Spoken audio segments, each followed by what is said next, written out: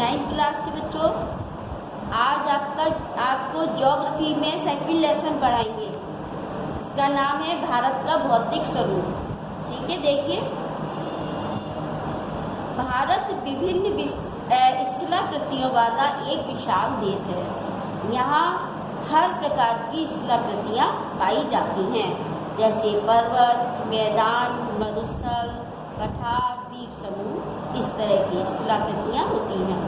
यहाँ विभिन्न प्रकार की शैलें भी पाई जाती हैं, जैसे जिनमें कुछ संगमरमर की तरह कठोर होती हैं, जिसका प्रयोग ताजमहल के निर्माण में किया गया, और कुछ सैल खड़ी की भांति मुलायम होती हैं, जिसका प्रयोग पाउडर बनाने में होता है। अब एक स्थान से दूसरे स्थान पर जो मृदा के रंगों में भी विविधता पाई जाती है, और ये मृदा भी विभिन्न प्रकार की शैलों से बनी होती हैं। अब भारत एक विशाल भूभाग है। इसका निर्माण भूगर्भीय निर्माणों के कई अन्य प्रक्रियाओं जैसे अपक्षय, अपरदन, निक्षेपण, इनके द्वारा वर्तमान उच्चावचों का निर्माण और संशोधन हुआ है। अब देखिए, प्लेट विवर्तनिकी सिद्धांत, ये क्या होता है? यह सिद्धांत पृथ्वी की भौतिक संरचनाओं के निर्माण के सिद्धांतों की व्याख्या को प्रस्तुत करता है। भूवैज्ञानिकों के अनुसार पृथ्वी की ऊपरी भूपर्णपट्टी 7 बड़ी एवं कुछ छोटी प्लेटों से मिलकर बनी है। पृथ्वी की इन प्लेटों में गति होती है, जिसके कारण प्लेटों के अंदर एवं ऊपर की ओर स्थित महाद्वीपीय शैलों में दबाव उत्पन्न हो जाता है, और जिसके कारण वलन, भ्रंशीकरण और ज्वालामुखी जैसी क्रियाएं सक्रिय होने लगती हैं। अब इन प्लेटों की गतियों को 3 वर्गों में विभाजित किया गया है। पहला है अभिसारित परिसीमा। ये विवर्तनिक प्लेटें एक दूसरे के समीप आती हैं, तब ये अभिसारित परिसीमा का निर्माण करती हैं। दूसरा है अपसारित परिसीमा। जब प्लेटें आपस में भिन्न दिशा में एक दूसरे से दूर जाती हैं, तब अपसारित परिसीमा का निर्माण होता है। रूपांतर परिसीमा। जब प्लेटें एक दूसरे के साथ क्षैतिज दिशा अथवा समानांतर में गति करती हैं, तो रूपांतर परिसीमा का निर्माण होता है। ये नीचे चित्र के द्वारा समझाया भी गया है। ए में अभिसारी परिसीमा है, दूसरे में अपसारी परिसीमा, तीसरे में रूपांतर परिसीमा। अब इन प्लेटों में जब 2 प्लेट एक दूसरे के समीप आती हैं, तो वे आपस में टकराकर टूट सकती हैं। एक प्लेट दूसरी प्लेट के नीचे जा सकती हैं। इन प्लेटों में गति के कारण ही महाद्वीपों की स्थिति तथा आकार में परिवर्तन होता है। भारत की वर्तमान स्थलाकृति का विकास इन्हीं गतिविधियों के प्रभाव से हुआ है। अब विश्व में जो अधिकांश ज्वालामुखी और भूकंप संभावित जो क्षेत्र हैं, वे प्लेटों के किनारे पर स्थित हैं। कुछ भूकंप क्षेत्र प्लेट के भीतर भी पाए जाते हैं। अब गोंडवाना भूमि, ये भारत का सबसे प्राचीन भूभाग अर्थात प्रायद्वीपीय भाग गोंडवाना भूमि का भाग था। गोंडवाना भूमि प्राचीन विशाल महाद्वीप पैंजिया का दक्षिणतम हिस्सा है, जिसके उत्तर में अंगारा भूमि है। गोंडवाना भूमि में भारत सहित ऑस्ट्रेलिया, दक्षिण अफ्रीका, दक्षिण अमेरिका तथा अंटार्कटिका के क्षेत्र सम्मिलित हैं। यह भूभाग संवहनीय धाराओं के कारण अनेक टुकड़ों में विभक्त हो गया है, जिसके फलस्वरूप भारत ऑस्ट्रेलियन प्लेट गोंडवाना भूमि से अलग होकर उत्तर दिशा की ओर खिसकने लगी, और उत्तर दिशा की ओर खिसकने के परिणाम स्वरूप यह प्लेट अपने से अधिक विशाल यूरेशियन प्लेट से टकराई, जिसके कारण इन दोनों प्लेटों के मध्य स्थित टेथिस भू अवनति की अवसादी चट्टानें वलित होकर हिमालय पश्चिमी एशिया की पर्वतीय श्रृंखला के रूप में विकसित हो गई। मतलब यहाँ पहले एशिया और भारत जो गोंडवाना के बीच में टेथिस सागर स्थित था, तो दोनों प्लेटें, दोनों इसकी प्रायद्वीपीय प्लेटें टकराई आपस में, तो वहाँ टकराने से हिमालय का निर्माण हुआ है। टेथिस सागर की हिमालय के रूप में ऊपर उठने और प्रायद्वीपीय पठार के उत्तरी किनारे के नीचे धंसने के कारण बहुत बड़ी द्रोणी का निर्माण हुआ। कुछ समय बाद यह द्रोणी आसपास की नदियों के अवसादी निक्षेपों द्वारा धीरे धीरे बढ़ती चली गई, जिससे जलौढ़ निक्षेप से निर्मित एक विशाल समतल भूभाग भारत के उत्तरी मैदान का निर्माण हुआ। भारत की भूमि अनेक भौतिक विभिन्नताओं को भी दर्शाती है। भारत का प्रायद्वीपीय पठार पृथ्वी की सतह का एक सबसे पुराना भाग है। अब यह आग्नेय रूपांतरित चट्टानों वाली कम ऊंची पहाड़ियों एवं चौड़ी घाटियों से निर्मित हुआ है। हिमालय एवं उत्तरी मैदान हमारी नवीन स्थलाकृतियां हैं। हिमालय पर्वत एक अस्थिर भाग है। हिमालय पर्वत श्रृंखला में ऊंचे शिखर, गहरी घाटियां और तीव्रगामी नदियां हैं। इसका मुख्य भौगोलिक वितरण देखिए। भारत की भौगोलिक आकृतियों को निम्नलिखित वर्गों में विभाजित किया जा सकता है। देखिए, एक हिमालय पर्वत श्रृंखला, दूसरा उत्तरी मैदान, तीसरा प्रायद्वीपीय पठार, चौथा भारतीय मरुस्थल, पांचवा है तटीय मैदान और छठवा द्वीप समूह। ये हमारे भारत के भौगोलिक डिवाइडेशन किए गए हैं। अब देखिए, पहला हिमालय पर्वत श्रृंखला। भारत की उत्तरी सीमा पर स्थित हिमालय नवीन एवं बलित पर्वत श्रृंखला है। यह भी आपको बताया था कि बनाया ये पर्वत, हिमालय पर्वत सबसे बाद में, यानी नया है पर्वत, और ये बलित पर्वत कहा जाता है इसे। ये पर्वत श्रृंखलाएं पश्चिम पूर्व दिशा में सिंधु से लेकर ब्रह्मपुत्र तक फैली हुई हैं। हिमालय विश्व की सबसे ऊंची पर्वत श्रेणी है। ये विश्व का सबसे ऊंचा है हिमालय पर्वत। यह 2400 किलोमीटर की लंबाई में एक अर्धवृत्त के रूप में फैला हुआ है। ये अपने संपूर्ण देशांतरी विस्तार के साथ हिमालय को 3 भागों में विभाजित किया जा सकता है। इसमें पहला है सबसे उत्तरी भाग में स्थित आंतरिक हिमालय या हिमाद्री, इसको कहते हैं। ये सबसे अधिक सतत श्रृंखला है, जिसमें 6000 मीटर की औसत ऊंचाई वाले सर्वाधिक शिखर हैं। इसमें हिमालय के सभी मुख्य शिखर सम्मिलित हैं। मतलब जितने भी मुख्य पर्वत शिखर हैं वो सब इसी रेंज में आते हैं। जैसे माउंट एवरेस्ट है, कंचनजंगा है, मकालू, धौलागिरी, नंगा पर्वत, अन्नपूर्णा, नंदा देवी, गौमेट, नामचा बरुआ, दुर्गा मंदार, ये सारे शिखर इसी रेंज में आते हैं।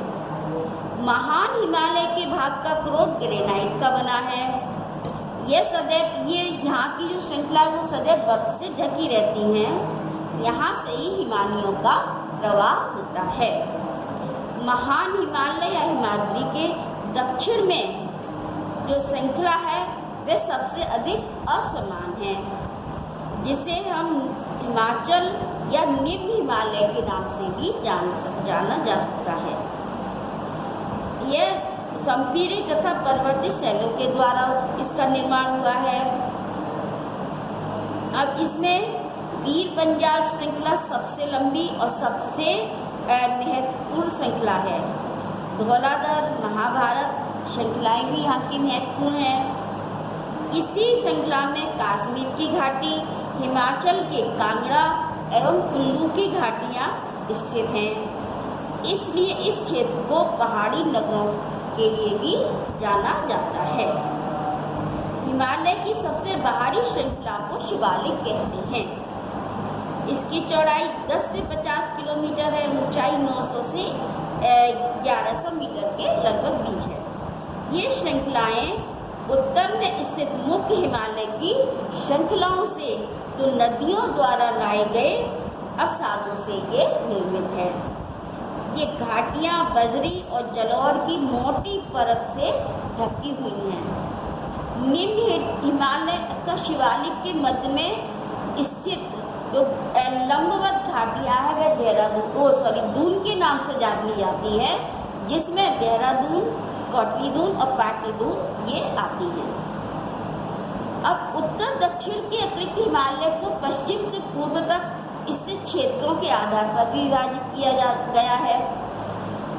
इस वर्गीकरण को नदी घाटियों की सीमाओं के आधार पर किया गया है। जैसे सतलज एवं सिंधु के मध्य स्थित हिमालय के भाग को पंजाब हिमालय के नाम से जाना जाता है, लेकिन पश्चिम से पूर्व तक क्रमशः इसे कश्मीर तथा हिमाचल हिमालय के नाम से भी जाना जाता है।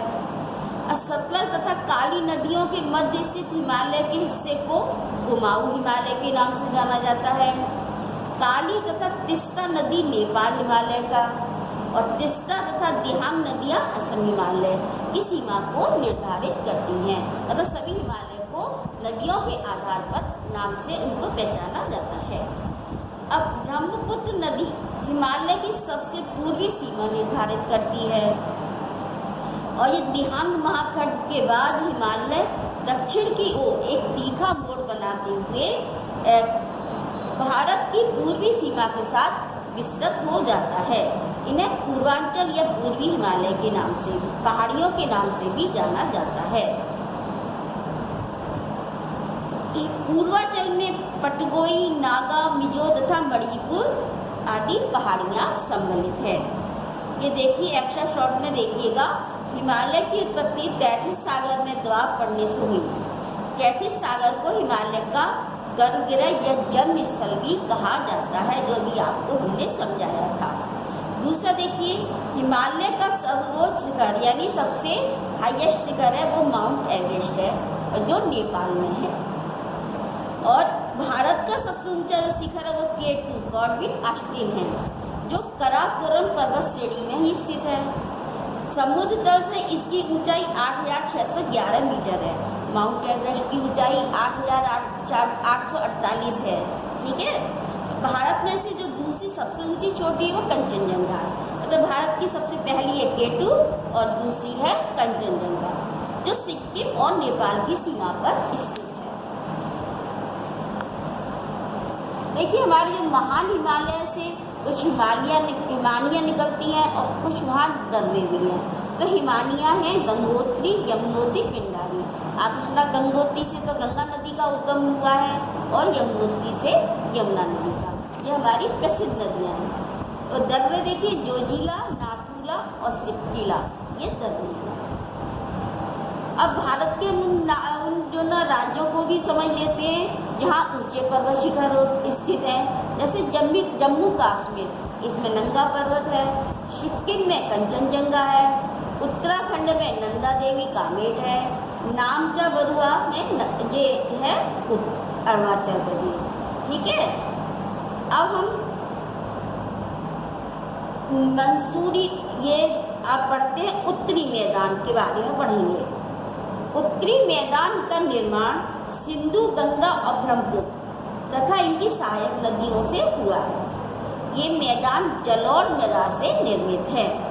लाखों वर्षों में हिमालय के गिरिपाद में स्थित बहुत बड़े बेसिन में जलोढ़ों का निक्षोभ हुआ, जिससे यह उपजाऊ मैदान का निर्माण हुआ। अभी आपको बताया ही था इसके बारे में। इसका विस्तार 7 लाख वर्ग किलोमीटर क्षेत्र है। यह मैदान लगभग 2400 किलोमीटर लंबा और 240 से लेकर 320 किलोमीटर चौड़ा है।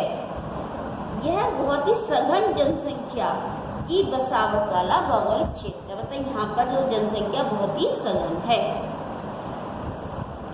समृद्ध मृदा आवरण, पर्याप्त जल की उपलब्धता और अनुकूल जलवायु के कारण कृषि की दृष्टि से यह भारत का सबसे अधिक अन्न उत्पादन करने वाला क्षेत्र है।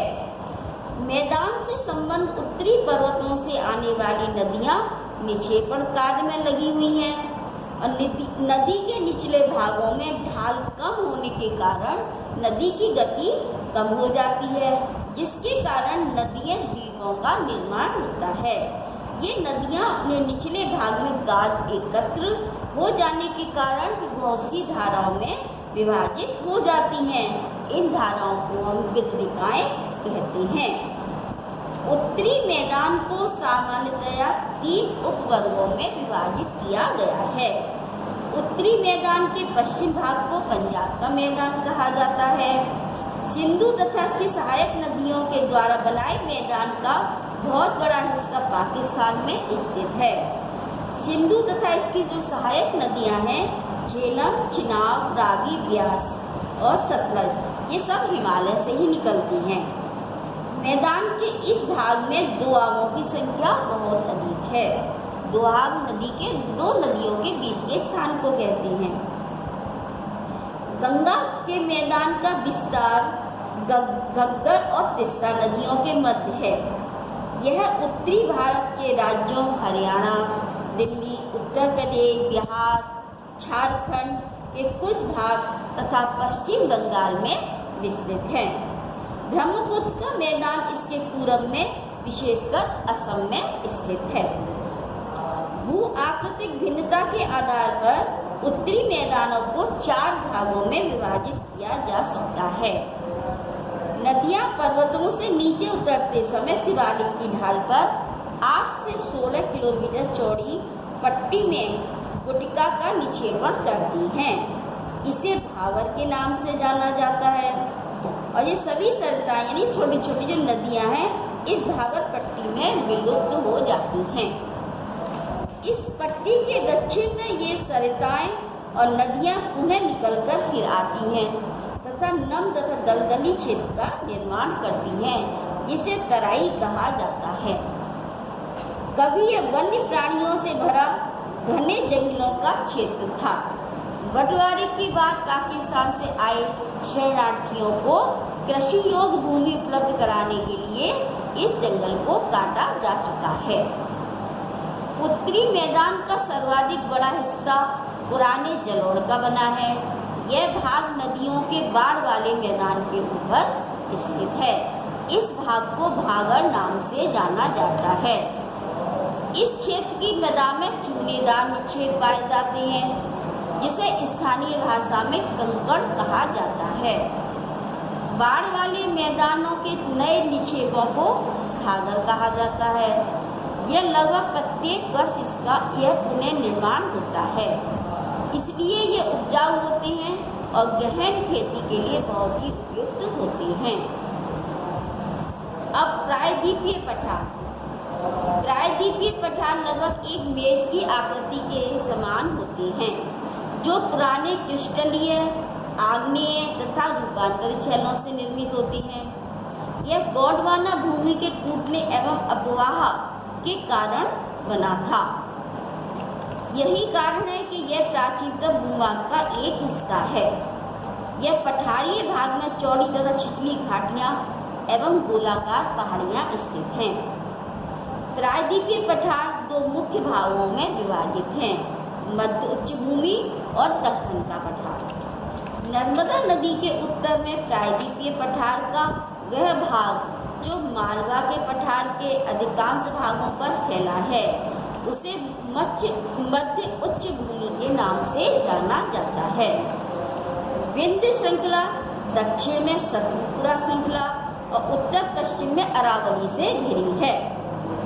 पश्चिम में यह स्थान के बलुई तथा पथरीले मरुस्थल से मिल जाता है। इस क्षेत्र में प्रभावित होने वाली नदियां चंबल, सिंध, बेतवा, केन दक्षिण पश्चिम से उत्तर पूर्व की ओर बहती हैं। इस प्रकार ये इस क्षेत्र के ढाल को प्रदर्शित करती हैं। मध्य उच्च भूमि पश्चिम में चौड़ी लेकिन पूर्व में संकरी है। प्रायद्वीपीय पठार के पूर्व विस्तार को स्थानीय रूप से बुंदेलखंड तथा बघेलखंड के नाम से जाना जाता है। इसके और पूर्व के विस्तार को दामोदर नदी तथा अवैध छोटा नागपुर का पठार दर्शाता है। दक्षिण का पठार एक त्रिभुजाकार है जो नर्मदा नदी के दक्षिण में स्थित है। उत्तर में इसके चौड़े आधार पर शतपुरा की श्रृंखला स्थित है। जबकि महादेव कैमूर की पहाड़ी तथा मेघाल श्रृंखला इसके पूर्वी दिशा के विस्तार हैं। दक्षिण का पठार पश्चिम में ऊंचा एवं पूर्व की ओर कम ढालीय है। दक्षिण के पठार का एक भाग उत्तर पूर्व में भी देखा जाता है, जिसे स्थानीय रूप से मेघालय कार्बी एंगलोंग पठार तथा उत्तर कचार पहाड़ी के नाम से जाना जाता है। यह एक भ्रंश के द्वारा छोटा नाग पठार से अलग हो गया है। पश्चिम से पूर्व की ओर 3 महत्वपूर्ण श्रृंखलाएं गारो, खासी, जयंतियां हैं। दक्षिण के पठार से पूर्वी तथा पश्चिमी सिरे से क्रमशः पूर्वी तथा पश्चिमी घाट स्थित है। पश्चिमी घाट पश्चिमी तट के समानांतर स्थित है। पश्चिमी घाट सतत है, इन्हें केवल दर्रों द्वारा ही पार किया जा सकता है। पश्चिमी घाट पूर्वी घाट की अपेक्षा ऊंचे हैं। पूर्वी घाट के 600 मीटर की औसत ऊंचाई की तुलना में पश्चिमी घाट की ऊंचाई 900 से 1600 मीटर है। पूर्वी घाट का विस्तार महानदी घाटी के दक्षिण में नीलगिरी तक है। पूर्वी घाट का विस्तार सतत नहीं है, ये अनियमित है एवं बंगाल की खाड़ी में गिरने वाली नदियों ने पूर्वी घाट को काट लिया है। पश्चिमी घाट में पर्वतीय वर्षा होती है, तो यह वर्षा घाट के पश्चिमी ढाल पर आर्द्र हवाओं से टकराकर ऊपर उठने के कारण होती है। पश्चिमी घाट को विभिन्न स्थानीय नामों से जाना जाता है। पश्चिमी घाट की ऊंचाई उत्तर से दक्षिण की ओर बढ़ती जाती है। इस भाग के शिखर हैं जैसे अन्नाई मुड़ी, डोटा बेटा, और पूर्वी घाट का सबसे ऊंचा शिखर महेंद्रगिरी है। पूर्वी घाट के दक्षिण पश्चिम में शेवराय तथा जावेरी की पहाड़ियाँ स्थित हैं। प्रायद्वीपीय पठार में काली मिट्टी पाई जाती है, जिसे दक्कन क्रैक के नाम से भी जाना जाता है। इसकी उत्पत्ति ज्वालामुखी से हुई है, इसलिए यहाँ की आग्नेय चट्टानें जो आग्नेय शैल से निर्मित हैं। आग्नेय शैलों का कालांतर में अपरदन हुआ, जिससे काली मिट्टी का निर्माण हुआ। अरावल की पहाड़ियाँ प्रायद्वीपीय पठार के पश्चिम एवं उत्तर पश्चिमी किनारे पर स्थित हैं। ये बहुत ही अपरित एवं खंडित पहाड़ियाँ हैं। ये गुजरात से लेकर दिल्ली तक दक्षिण पश्चिम एवं उत्तर पूर्व दिशा में स्थित हैं। अब भारतीय मरुस्थल। अरावली पहाड़ी के पश्चिम किनारे पर थार का मरुस्थल है। यह बालू के टिब्बों से ढका एक कलंकित मैदान है। इस क्षेत्र में प्रतिवर्ष 150 मिलीमीटर से भी कम वर्षा होती है। ये मतलब यहाँ रेगिस्तान वाला इलाका है, यहाँ बारिश सबसे कम होती है अपने इंडिया में। यह शुष्क जलवायु वाले क्षेत्र में वनस्पतियाँ बहुत कम हैं। वर्षा ऋतु में ही कुछ सरिताएं दिखती हैं और इसके बाद ये बालू में ही विलीन हो जाती हैं।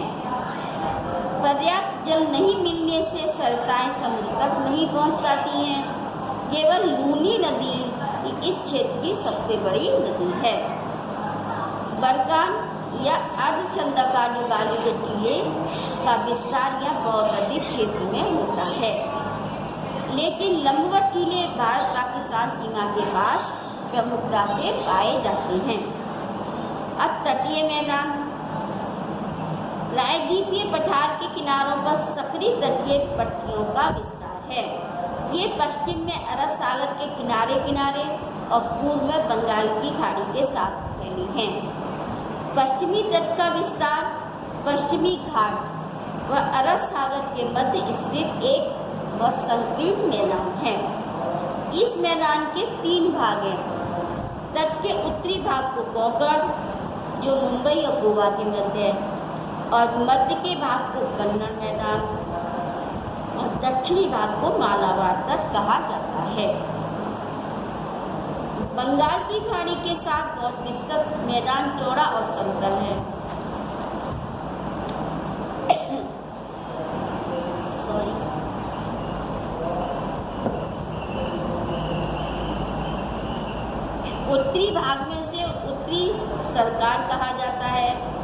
जबकि दक्षिणी भाग गौरमंडल तट के नाम से जाना जाता है। बड़ी नदियां जैसे महानदी, गोदावरी, कृष्णा, कावेरी इस तट पर विशाल डेल्टा का निर्माण करती हैं। चिल्का झील पूर्वी तट पर स्थित एक प्राकृतिक विशिष्ट उपाय है। अब द्वीप समूह पढ़ेंगे। भारत में मुख्य भूभाग के अतिरिक्त हमारे सागरों के बीच में जो भारतीय भूभाग है वह द्वीप समूह के रूप में जाना जाता है। ये भारत के ही अभिन्न अंग हैं जो कुल मिलाकर 247 द्वीप के रूप में हैं। भारतीय द्वीप समूह को मोटे तौर पर दो भागों में बांटा गया है, अरब सागरीय द्वीप समूह तथा लक्षद्वीप अथवा लक्षद्वीप के अंतर्गत 43 द्वीप आते हैं। लक्षद्वीप का क्षेत्रफल 32 वर्ग किलोमीटर है। इस द्वीप समूह का मुख्य स्थल केरल तट के पश्चिम में स्थित है। इन द्वीपों की आकृति अर्धचंद्राकार है। नहीं, ये तो नहीं है, ये गलत। ये द्वीप समूह को पहले लक्षद्वीप, मिनिकॉय तथा एमिन द्वीप के नाम से जाना जाता था। सन 1973 से इस द्वीप समूह का नाम लक्षद्वीप है। लक्षद्वीप प्रवाल भित्ति के द्वारा निर्मित है। मिनिकॉय इस द्वीप समूह का सबसे बड़ा द्वीप है। लक्षद्वीप की राजधानी एवं प्रशासनिक मुख्यालय कवारत्ती है। लक्षद्वीप एक केंद्र शासित प्रदेश है। यहाँ पिटली द्वीप में एक प्रमुख पक्षी अभयारण्य भी है, किंतु यहाँ मनुष्य का निवास नहीं है। बंगाल की खाड़ी में स्थित भारतीय द्वीप समूह को अंडमान निकोबार द्वीप समूह के नाम से जाना जाता है। इन द्वीपों की कुल संख्या 204 है। इनका विस्तार 590 किलोमीटर की लंबाई तथा अधिकतम 50 किलोमीटर की चौड़ाई में अर्धचंद्राकार रूप में है। अंडमान निकोबार द्वीप समूह की सर्वोच्च ऊंची चोटी सैंडल चोटी है और इसकी दूसरी है माउंट थुलियर। इसका विस्तार उत्तर से दक्षिण की ओर द्वीपीय श्रृंखला के रूप में है। अंडमान एवं निकोबार द्वीप समूह आकार में बड़ा और बिखरा हुआ है। यह मुख्यतः दो भागों में विभाजित है। उत्तर में इसे अंडमान और दक्षिण में निकोबार कहा जाता है। क्षेत्रफल और जनसंख्या की दृष्टि से अंडमान निकोबार द्वीप समूह लक्षद्वीप की तुलना में बड़ा है। भारत का सबसे दक्षिणी बिंदु इसी द्वीप के ग्रेट निकोबार में स्थित है। इसकी राजधानी पोर्ट ब्लेयर है। यह द्वीप समूह देश की सुरक्षा के दृष्टिकोण से भी महत्वपूर्ण है। विषुवत वृत्त के समीप और घने जंगलों से आच्छादित इन द्वीपों में जैविक और वानस्पतिक विविधता भी पाई जाती है। देखिए, आज आपका ये लेसन पूरा हो गया। इसके आपको होमवर्क मिल जाएगा।